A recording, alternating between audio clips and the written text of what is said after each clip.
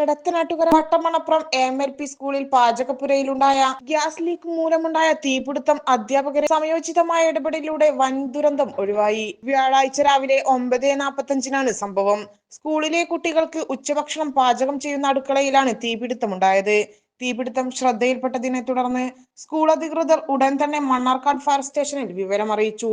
Assistant station officer Sethunathapillai, senior fire and rescue officer Vimalkumar എന്നിവരുടെ നേതൃത്വത്തിൽ fire and rescue ഓഫീസർമാരായ Suresh Kumar, Rijesh, Govindas MS, Vijith O എന്നിവരടങ്ങിയ സംഘം ഉടൻ തന്നെ സ്ഥലത്തെത്തി. അഗ്നിരക്ഷാ സേനാംഗങ്ങളുടെ നിർദ്ദേശമനുസരിച്ച് അധ്യാപകർ കുട്ടികളെ സുരക്ഷിതമായ സ്ഥലങ്ങളിലേക്ക് മാറ്റി. അതോടൊപ്പം അഗ്നിരക്ഷാ സേന നൽകിയ നിർദ്ദേശങ്ങൾ അനുസരിച്ച് അധ്യാപകർ സ്വയം തന്നെ ഗ്യാസ് ചോർച്ചയും സിലിണ്ടറിലെ തീയും നിയന്ത്രിക്കുകയായിരുന്നു. അധ്യാപകരുടെ ധീരമായ ഈ പ്രവർത്തനം വലിയൊരു ദുരന്തം ഒഴിവാക്കാൻ സഹായിച്ചു. ഗ്യാസ് റെഗുലേറ്ററിനുണ്ടായ തകരാറാണ് തീപിടുത്തത്തിന് കാരണമെന്ന് കരുതുന്നു.